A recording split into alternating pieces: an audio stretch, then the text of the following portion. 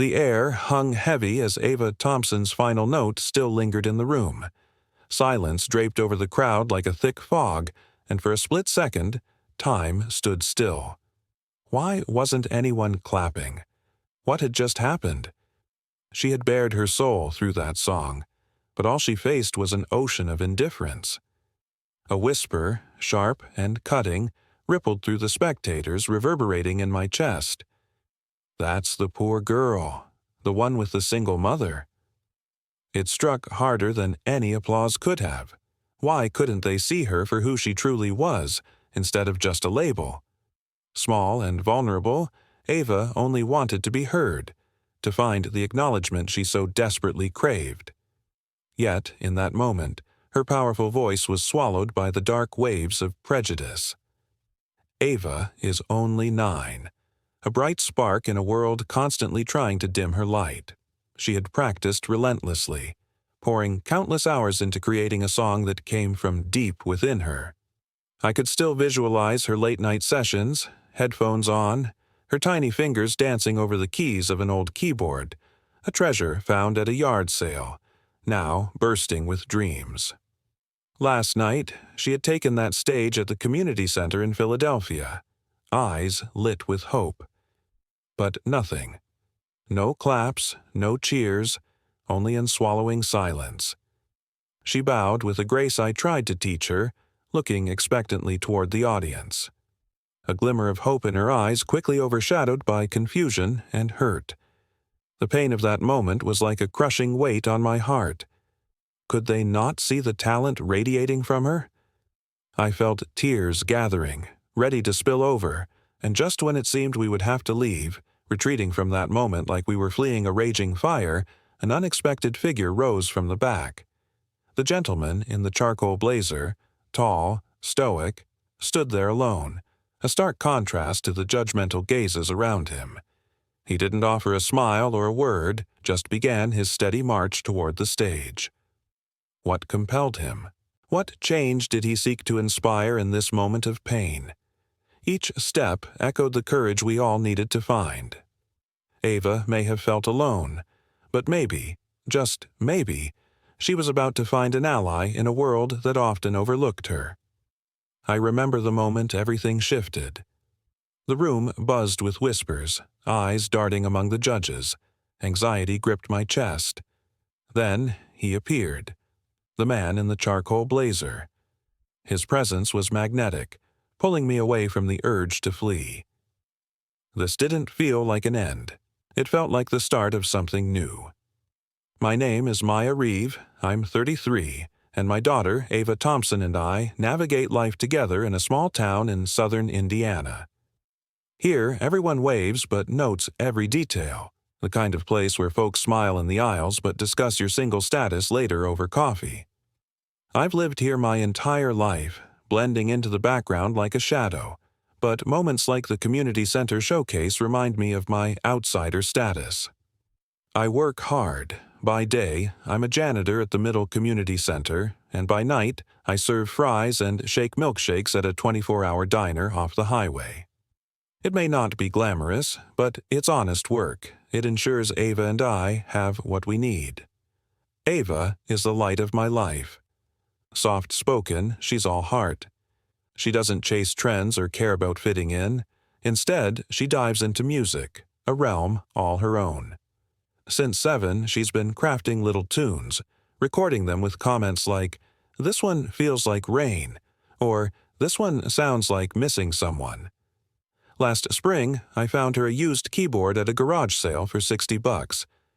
Sure, it was a little worn, missing a stand, and had a sticky B-flat key, but to Ava, it was pure magic. After community center, she'd pour her heart into those keys. Her fingers danced as if unearthing something sacred. Often you could find her with her eyes closed, lost in melody, chasing the sounds only she could feel. But that night at the showcase in Philadelphia was different. Ava stood on that stage, her bright eyes filled with hope, pouring her soul into a song that echoed her struggles, but the audience remained eerily silent. The familiar ache of indifference settled heavily in my chest. just when it felt like her dreams were slipping away. I spotted the gentleman in the charcoal blazer rising in solitary defiance. What drew him here? What change did he hope to spark in a world intent on ignoring my daughter's gifts? With each step toward Ava, he didn't just challenge the silence, he embodied the courage we all wished to find. Ava, the girl who felt invisible, had caught the attention of someone willing to change the narrative. Perhaps, in that stirring moment, she wasn't alone after all. Perhaps she was finally finding the validation she so desperately sought. And somewhere beneath that troubled weight, I felt a glimmer of hope. Would this be the moment Ava found her voice? A voice that resonated far beyond the cold judgment surrounding her? What if this encounter brought a shift not just for her, but for everyone struggling against indifference? When the community center announced its annual showcase, Ava Thompson felt a spark ignite within her. She turned to me, her eyes shining with determination. "I want them to hear what I wrote," she said, her voice steady. Not just a performance, but a piece of her soul. I hesitated, knowing she wasn't one to seek the spotlight, but her passion was undeniable. Weeks passed, and every evening I'd hear her practicing. The scent of dinner mingled with the haunting melodies drifting from the other room. I often paused, stirring the pot, captivated by the beauty of her creation. Each note told a story, weaving emotions that resonated deep within me. Yet, beneath her pride, I sensed her nerves. At community center, she was the only kid who brought her lunch in a grocery store bag, her shoes always a season behind. Stepping onto that stage wasn't just about music, it was about being seen. The night of the showcase arrived and we got there early. The auditorium buzzed with excitement. Kids in glittery costumes dashed backstage, while parents exchanged stories about private lessons and weekend camps. I sat alone, my heart racing, trying to blend into the crowd. When Ava's name echoed through the room, I leaned forward, my breath hitching. She walked to the keyboard, chin held high, but her fingers trembled. "You've got this, baby," I whispered, my heart swelling with pride. She settled onto the bench, adjusted the microphone, and placed her fingers on the keys. As she began to play, the atmosphere shifted, but not in the way I had hoped. The audience remained eerily silent, their indifference like a heavy fog. Just as despair threatened to engulf us, the gentleman in the charcoal blazer stood up. His voice sliced through the tension. "This is not just her story, it's ours." His unexpected solidarity transformed the room. Hope flickered in the air, igniting a connection that transcended the moment. Ava, once invisible, now had a champion. In that stirring instant, I felt a glimmer of hope. Would this be the moment Ava found her voice? A voice that resonated far beyond the cold judgment surrounding her? What if this encounter sparked a change not just for her, but for everyone battling indifference? The air thickened with possibility, and I held my breath, waiting for the magic to unfold. Ava Thompson played the first few notes of her piece, slow and soft, like she was inviting the audience into a memory only she could recall. The melody floated across the auditorium like a whisper, a lullaby dipped in sorrow and hope. It didn't sound like anything the kids before her had done. No karaoke, no flashy moves, no backing tracks, just her, a keyboard, and a story told through her fingertips. I sat on the edge of my seat, heart pounding with pride, watching her close her eyes as the notes carried her away. But as I scanned the audience, I felt something else. They weren't listening. A couple of parents near the back were whispering. 2 kids in the front row giggled. One of the judges, the one with the oversized blazer and clipboard, glanced down at his phone and started typing.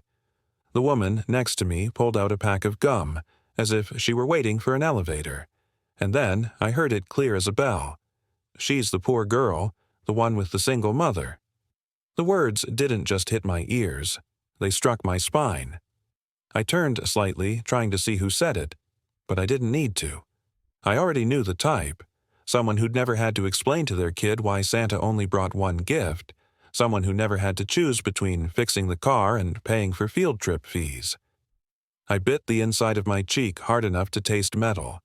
I wanted to stand up, to defend her, to scream, "She is more than whatever story you've made up about us." But I couldn't. My legs wouldn't move. My body was locked in place, pulse pounding in my throat. Ava kept playing.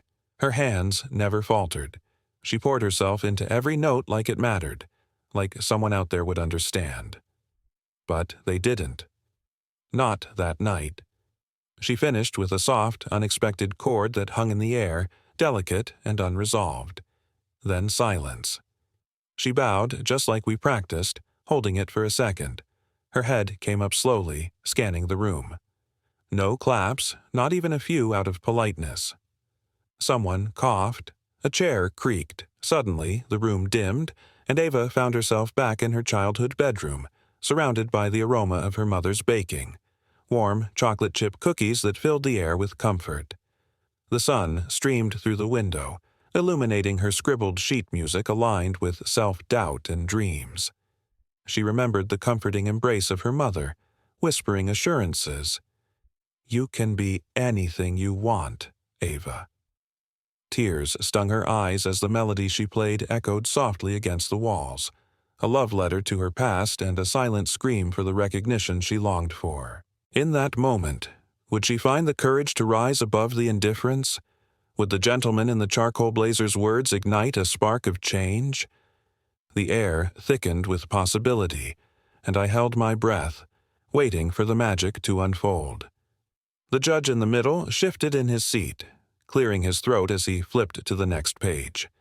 Ava Thompson stood there, caught in time, just long enough for me to see the transformation on her face. Her small, hopeful smile began to fade into a tight, confused line. She glanced down, the weight of the world pressing on her shoulders, and then she walked off the stage, each step echoing her struggle. I could sense her trying to hold it together from across the room. My heart cracked open wide.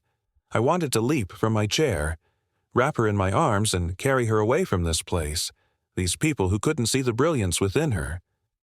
But my legs were like lead. I was paralyzed, tears threatening to spill. If I let them fall, what if I never stopped crying? I looked around at the audience, moms with their perfectly styled hair and designer bags, dads filming with their smartphones, barely even paying attention. And the judges, they were already shifting their focus to the next act. No one cared, not a single soul. That's when I felt it. A shift, subtle yet powerful. From the back row, a man rose to his feet. He looked nothing like the rest. His charcoal blazer was simple and unadorned. He wasn't filming, clapping, or whispering. He was just standing there, still as stone, watching the stage with intent. And then he began to walk forward. People turned in their seats, curiosity flickering in hushed tones. "Who is that?" someone murmured. The judges exchanged confused glances. The next act was supposed to be a group dance routine. No one was scheduled to speak. I leaned forward, resting my hand over my heart. I didn't know who he was, but something deep inside me whispered, this man was here for Ava Thompson. No one stopped him. The gentleman in the charcoal blazer moved down the aisle, hands tucked behind his back, his demeanor calm, like he was meant to command this moment. With each step, the atmosphere thickened. The murmurs faded. Even the parents who had been gossiping fell silent one by one. The judges looked baffled, glancing at each other, clearly unprepared for what was unfolding. Ava Thompson's story was far from over, and the stakes had never been higher. What was about to happen could ignite hope, change perceptions, and shape lives. Would Ava Thompson finally find the recognition she so desperately deserved? The room held its breath, waiting for the magic to unfold. The tension in the room was thick enough to cut with a knife. Every eye was locked on the gentleman in the charcoal blazer who stood at the center of the stage. Ava Thompson's gaze was unwavering, her form frozen in a moment that felt suspended in time. The air was heavy with anticipation, a mix of hope and vulnerability. As the man slowly lifted the microphone, the weight of expectation hung over all of us. What was he about to reveal? One of the mothers stirred, half rising from her seat, only to sink back down again, uncertainty written across her face. Backstage, kids peeked around the curtain with wide eyes, drinking in the unfolding scene. I focused on Ava Thompson, standing at the edge of the stage, half shrouded in shadows, clutching her music folder to her chest. She wasn't crying, but her tension was a silent scream. Her mouth was a tight line, shoulders curled inward as if trying to disappear. The man approached the judges and quietly asked, "Excuse me, would it be all right if I borrowed the microphone for a moment?" It was a simple request, yet it froze the room. One judge, a young man in a maroon blazer, exchanged glances with his fellow judges before giving a barely noticeable nod. A student volunteer handed over the mic, unspoken words lingering in the air. The man stepped to the center stage, gazing out at the audience, the silence growing more profound. "My name is Dr. Elias Monroe," he introduced. "I wasn't supposed to be here tonight. My flight home got canceled, so I came to see my granddaughter perform. But I heard something tonight, something that stopped me cold." He paused, letting the weight of his words settle. The room leaned closer, wondering what would come next. "I have spent my life teaching keyboard at Juilliard.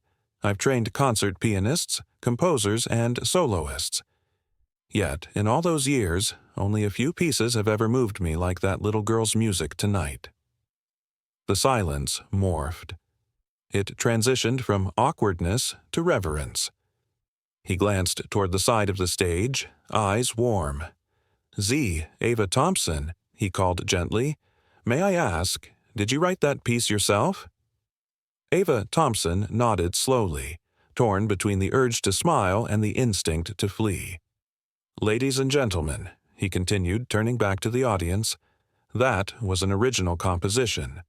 That was a voice. That was art." Gasps rippled through the crowd. I could hear one mother near me whisper, "Juilliard," as if it were a distant dream materializing before her eyes. What would happen next? Would Ava Thompson finally get the recognition she deserved, or was this just the beginning of something much bigger? Every heartbeat in the room pulsed with anticipation. The lights dim, and there's Ava Thompson, fingers trembling above the keyboard. The air around her feels thick with nerves, but her mind drifts back to childhood. She can almost smell the fresh pine trees outside her window, mixing with the warm scent of her grandmother's baking. A lullaby echoes softly in her mind, her grandmother's voice cradling her, offering comfort, safety, and love. That melody, simple yet powerful, stirs something inside her. A quiet courage reminding her that this passion, this talent, has always been hers. With a deep breath, she lets the memory wash over her, drawing strength from it. The validation she's longed for feels just within reach. Ava closes her eyes for a second, finding her center before the sound of the crowd breaks her focus. And then she begins to play. The gentleman in the charcoal blazer watches quietly from the back of the room, noticing the tension in Ava's small frame. But there's something else, something that stops him cold. He's no stranger to talent. After all, he spent a lifetime teaching at Juilliard, surrounded by some of the world's finest musicians. Yet tonight, in this modest community center, he hears something rare, something real. He's been watching her from the corner of the stage, seeing a young girl on the edge of giving up. But this is more. "I have to say something," he announces, his voice carrying across the room, stopping everyone in their tracks. "My name is Dr. Elias Monroe. I wasn't supposed to be here tonight. My flight home was canceled, so I came to see my granddaughter perform. But instead, I heard something. Something that I haven't heard in years. Ava's heart races. She didn't expect this. She doesn't know if she should smile or run off the stage. He steps forward, his gaze turning warm, focused on her. "Ava Thompson, did you write that piece yourself?" Ava nods, barely able to breathe. The room holds its breath. Dr. Monroe's voice rings out again. "Ladies and gentlemen, that wasn't just music. That was a voice. That was art." Gasps ripple through the crowd, whispers of Juilliard filling the air like an echo of a dream. But the moment's not over. Dr. Monroe turns back to Ava, a soft but unwavering look in his eyes. "Would you play it again, Ava Thompson? This time, may I accompany you?" Her heart pounds in her chest. She looks to him for reassurance. He nods, and she steps back to the keyboard. This time, something shifts. The music grows bolder. As her fingers move across the keys, Dr. Monroe's quiet chords gently support her, like wings lifting her sound higher. The room is silent now, every ear tuned to her. Parents lean forward, judges put down their pens. Everyone's eyes are fixed on her. When the final note rings out, there's a beat of silence, a breath caught in time, and then the applause crashes down. People are on their feet, clapping, whistling, shouting like she's just performed at Carnegie Hall. Phones flash, capturing the moment. Ava stands frozen, unable to process the flood of emotions. And then she turns to Dr. Monroe, offering a smile, a small, sincere smile. She's not invisible anymore. She's not just the girl from the wrong side of town. She's a musician. She's been seen. The applause fades slowly, but Ava stays at the keyboard, her hands resting in her lap. She's no longer scared. She's in awe, as if she's seeing the world for the first time. Dr. Monroe leans in, whispering something to her. She nods, a quiet understanding passing between them. With a deep breath, she stands, bowing to the room that has finally recognized her talent, her worth. It's her moment, and everything has just changed. The air was thick with anticipation as Ava stood backstage, heart racing, her fingers still tingling from the final note. She could hear the applause crashing down like waves, but something was different this time. Her chin was high, her posture proud. She wasn't just the girl from the wrong side of town anymore. This was her moment. As she walked off the stage, people turned. Parents, the same ones who had ignored her at community center pickups, now craned their necks to get a better look. Kids whispered in awe, their eyes wide, mouths open. One of the judges even followed her backstage, clipboard in hand, smiling like they had just uncovered something priceless. I stood there, clapping, my chest tight with pride. I didn't care about anyone else. I cared about my daughter, seen, finally seen, not for what we lacked but for who she truly was. When she reached me, she didn't say anything. She ran straight into my arms. "I did it," she whispered into my chest, her voice trembling. I couldn't speak. I just held her tighter as the world around us faded. Dr. Monroe came over, smiling that knowing smile. He extended his hand to me, but before I could shake it, he said, "Your daughter, she has something rare. That wasn't just talent. That was truth." I was speechless. Tears pricked my eyes, but I held them back. Then he reached into his coat pocket, pulling out a card. It was embossed with his name and a New York address. "If you're open to it, I'd like to connect her with someone at a youth arts foundation I work with. They offer weekend intensives and mentorship for gifted young composers. No audition needed. I've already seen enough." My breath caught. I looked at the card, then back at him. "She's never had formal lessons." "We can't really afford much," I stammered. He smiled. "That's not the point. This is about access. She deserves to be nurtured, not just noticed." Ava Thompson looked up at me, her eyes asking the question she couldn't voice. I nodded, my heart swelling with pride. I didn't need to say anything. She had found her moment, and everything had changed. The celebratory air crackled with palpable tension as Ava Thompson's eyes sparkled with newfound determination. Just then, the exuberant applause faded to an apprehensive hush. A shadow loomed at the entrance, the gentleman in the charcoal blazer.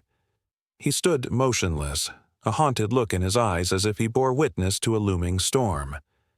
Was it fear or hope that flickered across his face? Before anyone could grasp the weight of his presence, he took a step forward, confronting the glimmering ceiling lights. What was to come could change everything for Ava Thompson and those who cared for her. "Thank you, baby." "Thank you," she said, her voice small yet steady. Dr. Monroe nodded, then turned and walked back toward the crowd. That night, when we got home, Ava Thompson refused to take off her dress. She sat on the living room floor, keyboard resting on her lap, humming a new melody. I brought us bowls of cereal, too exhausted to cook, and we sat cross-legged on a blanket, like a picnic under the gentle whir of the ceiling fan. She played a few bars of her new song, glancing up at me. "Do you think I can really go to the place the music man said?" I reached over, tucking a curl behind her ear. "You already did. It's been 5 months since that night when my daughter changed everything by simply being herself. We still live in the same small house. I still juggle both jobs. I still bring home leftovers from the diner when I can. Sometimes Ava Thompson still wears second-hand shoes. But everything feels different now. Not because we have more money or possessions, but because, for the first time, my daughter sees herself differently." Since that night, she's been attending weekend mentorship sessions at a music conservatory an hour outside of town. Every Saturday, we wake before sunrise. I pack a thermos of hot cocoa, and we drive together, just the two of us, music playing softly in the background, her face pressed against the window watching the cornfields roll by. She's not the same girl who stepped onto that stage, terrified no one would listen. Now, she talks about dynamics, layering, the emotion behind a minor chord. Her teachers say she's composing pieces with a depth they usually don't see in students twice her age. Sometimes she still plays that first piece, the one that went unnoticed, but now she plays it differently, more confident, more certain. Not louder, just fuller, as if she owns every note. And she does. Something changed in me, too. As Ava Thompson's fingers danced over the keys, a haunting melody filled the room, echoing the unspoken dreams and fears that lingered in the air. The soft glow of the lamp cast shadows that flickered like memories, and for a moment, time stood still. Just then, the door creaked open, revealing the gentleman in the charcoal blazer. His presence was a stark contrast to the warmth of the room. He held a letter, its edges worn, and as he stepped forward, the weight of his revelation hung heavy in the air. What truth would he unveil about Ava Thompson's past? What sacrifices had been made for her future? The tension thickened, and the air crackled with anticipation. Would this moment change everything for Ava Thompson and those who cared for her? For years, I thought we had to blend into the background, stay humble, and never ask for more. I believed keeping my daughter, Ava Thompson, shielded from judgment and failure was enough. But I was wrong. What she truly needed wasn't protection, but permission. To be loud, to fill space, to trust in her own voice, even if the world around her remained silent. I almost let that moment slip away. Almost allowed her to believe that silence meant she wasn't worthy. But then, in the crowd, stood a man in a charcoal blazer, one stranger who chose to truly listen. Dr. Monroe didn't just hear Ava's music, he acknowledged it, recognized its power. And then he acted with a quiet courage, amplifying her talent, not rescuing her. Sometimes that's all it takes. Just one person willing to stand up while everyone else remains seated, reminding a child, "You are not invisible." That evening didn't flip our lives upside down, but it gifted my daughter something priceless, a belief in her own worth. It showed me that our story doesn't end with silence or empty applause. When no one claps, it doesn't mean you stop playing. You keep going. Because one day, someone might hear your truth, and that person could spark everything that changes. Now, as I watch Ava's fingers glide over the keys, I'm not concerned about who's watching. She's no longer performing to impress. She's expressing her truth, a sound the world desperately needs. In unison, under the faint glow of the room, the air is thick with expectation. Ava's eyes locked with Dr. Monroe's as murmurs filled the space around them, oblivious to their moment. Her heart raced. This could be the turning point or, once again, the moment she faded away. Would Dr. Monroe finally give her the voice she so craved? The future of her dreams rested on his next words. Would they resonate, or would they slip into the shadows, leaving her unheard yet again? In a dimly lit room, Ava Thompson stands before a small audience, her heart racing. The air is thick with anticipation, the scent of rain lingering outside. She takes a deep breath, her voice trembling yet powerful. The gentleman in the charcoal blazer watches intently, his eyes filled with empathy. As she pours her soul into her performance, the weight of her struggles lifts. The audience is captivated, tears glistening in their eyes, a collective release of emotions. In this moment, Ava feels seen. Her vulnerability transforms into strength, igniting a spark of change in the hearts of those who witness her truth. For years, I thought blending into the background was enough. I believed shielding Ava from judgment was protection. But I was wrong. What she truly needed was permission, to be loud, to fill space, to trust her voice, even if the world remained silent. I almost let that moment slip away. Almost allowed her to believe silence meant she wasn't worthy. But then, in the crowd, stood a gentleman in a charcoal blazer, one stranger who chose to truly listen.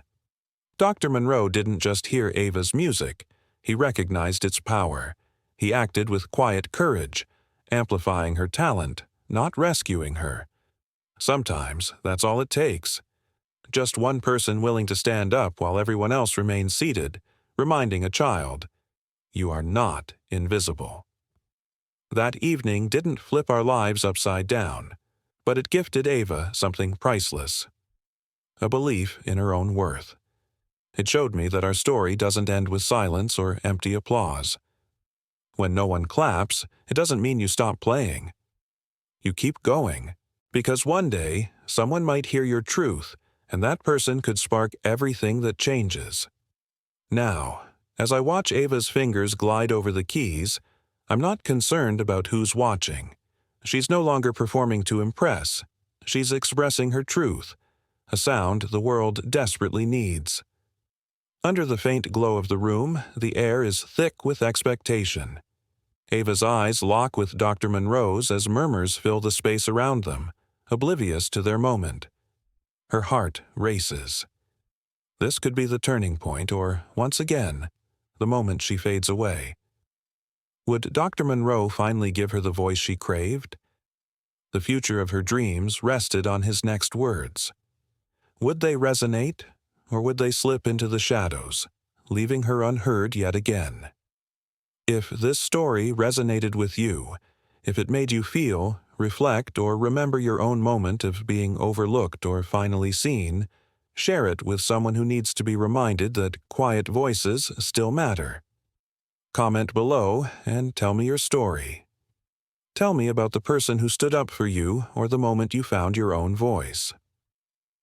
I read every word, and if you want more stories that speak to the heart, that make you pause and really feel something, subscribe to the channel. We've got more to share. Thanks for watching, thanks for caring, and most of all, thanks for listening.